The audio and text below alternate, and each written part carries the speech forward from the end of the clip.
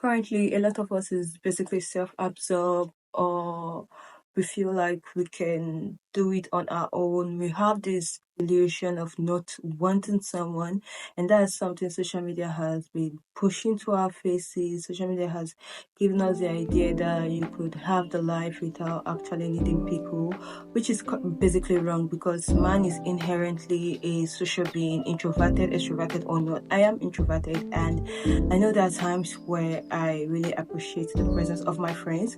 So social media has made it seem like we do not need anybody. We can do all things on our own, and practically based on the negative vibes we get from people as well, we tend to recondition our mind and reinforce the idea of being alone and thinking it is healthy. However, we all have our choices in life to make. Friendship is something that I feel is very paramount in society and in our life in general, because it's something that gives us a sense of feeling, a sense of belonging.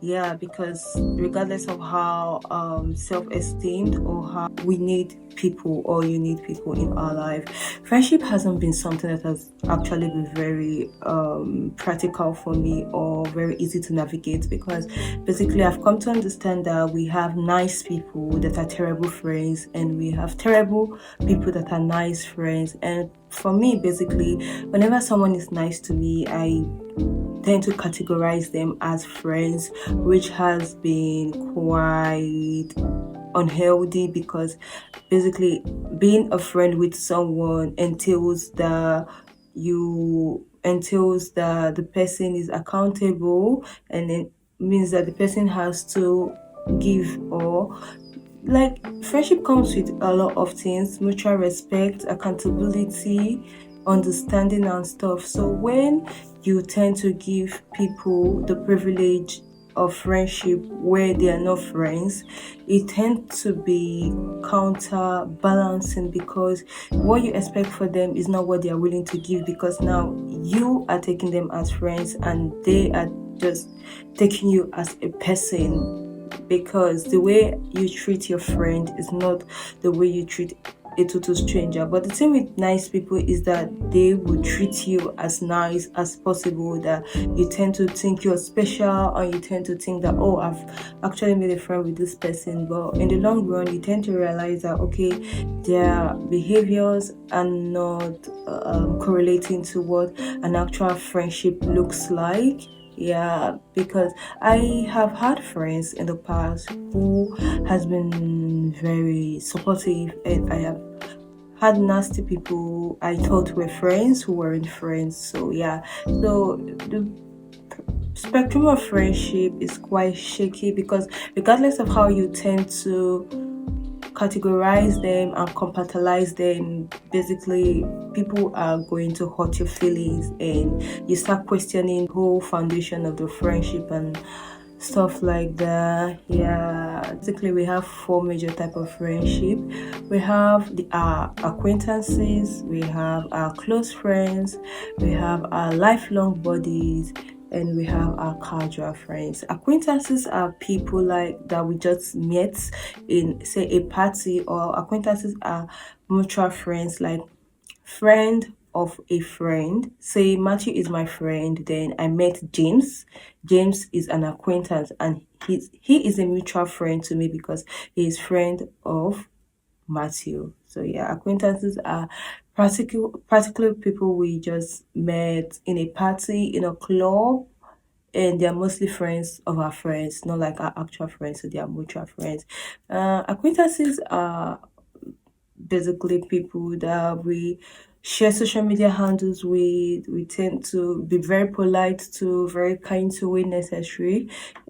With a relationship with an acquaintance, you don't feel the pressure of wanting to do more, or wanting to be intimate. Like, it's just a breezy freezy kind of friendship where it's just very casual. There is no expectation or nothing with an acquaintance. Then casual friends are more like a situational kind of friends, like work buddies, gym buddies, religious bodies. Say a casual friend is not someone that I would basically invite to my house, but we are very good. We share good times together.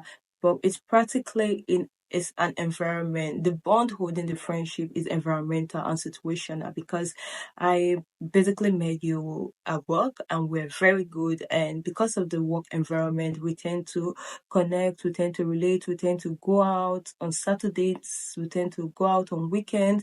It doesn't mean we share intimacy, or they're just situational kind of friends and environmental kind of friends. Sometimes, if you remove the situation from the friendship is not going to hold anymore. For instance, if you were working in a bank and you met Lucy, and Lucy is your very good friend, say you stop working in the bank, will Lucy still be your very good friend? Will Lucy still want to come and hang out with you? Because basically, situational kind of friends are friends who hang out and talk about things that happen in the situation, and practically you're working, so you have a lot of things to talk about customers, about your other colleagues and stuff like that. So if you say Lucy leaves the bank, will Lucy still want to hang out with you, or will you still want to hang out with Lucy, or will there be something you guys can still talk about? So, however, there are some casual friends that turn to close friends, which is not the case all the time. So, yeah, we have that are casual friends, environmental and situational friends, and we have our close friends. Our close friends are people we expect a lot from. Our close friends are people we share intimate ideas with, we share our problems with, people we can rely on, people we can cry on, people we can go to when we're not feeling okay, people that understand us to an extent, people we can be vulnerable with. We feel like they are our people. They've created this environment for us to be ourselves, for us to be our authentic self. With our close friends, we don't have the need to be something else. We just know how to just blend and be ourselves around them. Then our lifelong friends are friends that we've known from childhood. Friends, they are mostly familiar to us. Friends we know from primary schools, or friends that just walked us through primary school and secondary school. Yeah, and whenever we meet this kind of people, it's this kind of friendship that you don't keep in touch, but when you meet, you have a lot of things to talk about. There's just this connection between you guys that it is just so very, very healthy, and no pressure. Just you're just very authentic with them. And the very funny part of this kind of friendship is that when you meet a lifelong friend, like friend from childhood and everything, no matter how you have upgraded or advanced yourself, you tend to just relax back to the person you used to be when you were in secondary school, or when you were all growing up, because there's this familiarity between you guys. There's this thing about you guys where you do not have to be anything else other than your authentic self. And they're mostly family friends because over the years your family tend to know them, you tend to know their family and all. At times these lifelong friends do not share intimate relationship because over the years you tend to share different interests, so sometimes the relationship just fizzles out, and yeah, the relationship just fizzles out, and it's cool, not because of anything just happened, just because different interests, people traveling and people going out to look for their life. But the idea is that when you come together, it's just like you've been around for like so long and stuff like that. It's important for you to know the kind of friends you have in your life, because basically I have placed casual friends as close friends, and it hasn't been very nice for me because people are just people, we are all protective about ourselves. But what we don't understand is for us to actually make real friends, we have to be able to be vulnerable, we have to be able to be open. But when you have a casual friend that you have been very um open, you've been very close to, you tend to think they are your close friends, and when you try to be vulnerable, then they won't be able to, they do not know how to handle it, because that is not their place in your life. There is this thing I read, she said to share your vulnerability with people who has ended. Because someone is very nice to you, because someone is very good to you, does not make them your close friends.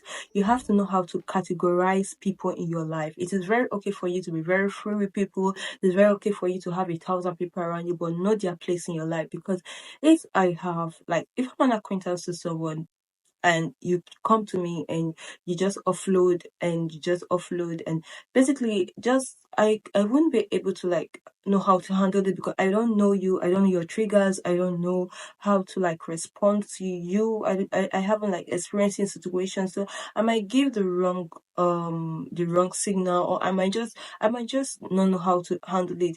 Aside from the fact that okay, I am not I'm not a practicing psychologist, but apart from the fact that I just know basic psychological techniques and how to handle situational problems. Apart from that, like being an actual friend is not something I'll be able to do. I can be able to like offer professional help to an extent, but say you want someone to like just be intimate with at the moment, I might not be able to know how to handle it because first of all you just put me out of place, and I'm like mentally I'm like okay.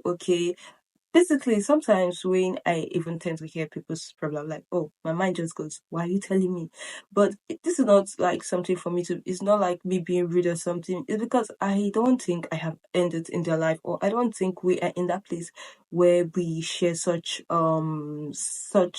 intimate conversations and stuff like that. But I mean, I don't have to be rude, so sometimes I just have to listen through, and sometimes it becomes boring because it's relation. There's not how you're just going to put it. When people are able to handle you and your vulnerability, it means that they've been able to accept you. Like when you accept people, it becomes easier for you to navigate their problems with them. It becomes easier for you to be accepting. So when I am not accepting of you and you just come to me offload, I might even be judgmental because I mean you're just you, you're just like a person. Sorry to say, but it's quite different from for a friend. Like what I hear from a stranger, I'll be like, and I hear from a friend, I'll be like, oh. So it's like very different. It's very important for you to like compartmentalize and categorize your friends in the right way. It's very okay for you to have friends who are not emotionally available. It is just where they are, and it's okay for you to like keep them that way because I have had friends I have thought were close friends, but they were just probably casual friends. And when I demanded a kind of intimacy from them, or when I tried to be emotionally vulnerable with them, the relationship tend to be stiff, and that is just how it begins to fizzle out because it's like I'm being too much. And the whole idea of people come and go is something social media is pushing to our faces every time. I mean, when I say that, it's just like a coping mechanism for me to just give my mind something to work with because it hurts when people live your life. And it is okay. I think we should normalize being vulnerable and being sincere to ourselves. People come and go, life goes on. It is a coping mechanism. It is just something I say sometimes, not because I mean it, but because I just have to give my mind something to move on with. It is not true. It hurts when people leave. It hurts when people are not being responsive. Also, this one where they say do not expect things from people. I expect a lot from my friends. I expect things from you as a human. I expect you to be respectful. I expect you to be understanding. I expect you to be communicative. I just expect a lot of things because I mean this is human relationship. So all the things social media have tried to put in our face and we tend to tell ourselves it is not true because people come and go. It hurts. Yeah, life move on, but it really does hurt. And it's something we have to normalize saying. And yeah, that is just it. Basically, friendship is just something that is basically very important for us to prioritize and build and put the effort in because you can't build something without putting the whole effort into them.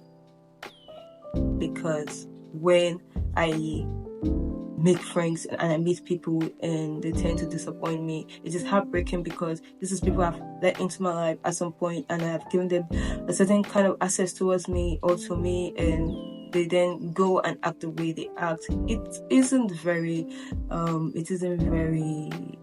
encouraging, but I mean, we all need people in our life. So I encourage us to make the effort, to put the effort, to be able to be vulnerable, to put ourselves, to be able to be vulnerable, but for the right people, though, people who has earned it, to put ourselves in a situation where people can rely on us and where we can rely on others as well, because that is human race in general. So thank you very much for sticking around today and staying with me through this video of me talking. And yeah, thank you very much. I really appreciate it. If you have had any kind of toxic relationship where you felt like, okay, this was an actually close friend but who acted like an acquaintance because you needed the help or something, just share it in the comment section below. And if you think friendship is something that is not relevant in our today's society, you can also share in the comment section below. But if you think that friendship is something that is very paramount and something we should invest our time in, it's something we should actually put effort to build, do let us know in the comment section below and share your friendship history and story and stuff like that. Thank you very much for sticking with me today. I really appreciate your time.